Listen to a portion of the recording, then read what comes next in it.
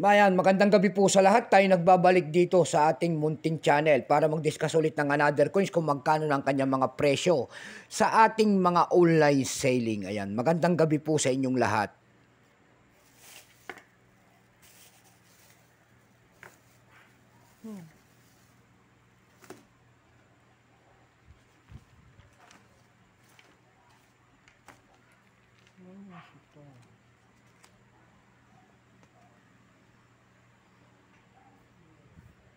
Ayan, mapapasalamat lamang tayo sa ating mga subscriber. Maraming salamat po dyan sa ating mga subscriber po.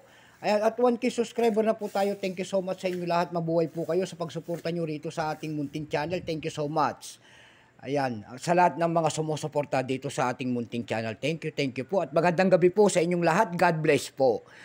Maraming salamat din po sa nanonood sa ating FB page, Samuel Soriano. Lahat po na nakapalo sa ating FB page. Ayan, thank you so much. Lalong yan yung mga nagsesend ng ating mga star dyan. Ay mabuhay po kayong lahat in God bless. Yun naman po hindi pa po nakapag-subscribe sana dyan sa ating YouTube channel. Ayan, baka pwede naman makisuyo sa inyo at mangingi ng pabor. Ayan, kasi nga malaking tulong na po ang inyong gagawin tulad ng pagpindot ng ating subscribe button, like and share para ma-update ko kayo sa mga latest ko pang gagawin mga video po. Meron naman tayong pag-usapang barya guys at ito po ay barya po ng Canada. Canada coins year 1996, $2. Ayan. Titingnan natin ang kanyang presyo sa ating mga online selling kung magkano na talaga ang kanyang price.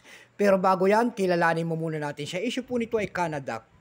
Period niyan ay Queen Elizabeth II, 1952 hanggang 2022. Type nito standard circulation coins years, 1996 hanggang 2003. Value nito $2. Currency ka, dollar, 1858 up to date po. Composition niyan by metallic, aluminum, bronze, center and nickel ring. May bigat lamang itong 7.3 grams, may habang 28 mm. May kapal po naman itong 1.8 mm. Hugis po bilog, orientation nito ay middle alignment.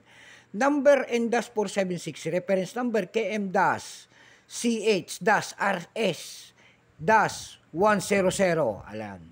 Tatlong variety po ang ginawa sa ating coins na ito. May proof po ito at Bayusit kung tawagin.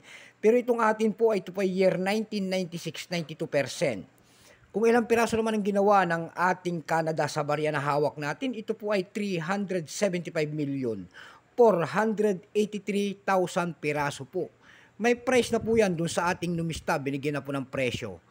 Ayan, yung kanyang very fine ay 91, extra fine, very fine ay 99, extra fine ay 120, almost uncirculated 140. Yung uncirculated dito ay nagkakahalaga po ng 260 pesos.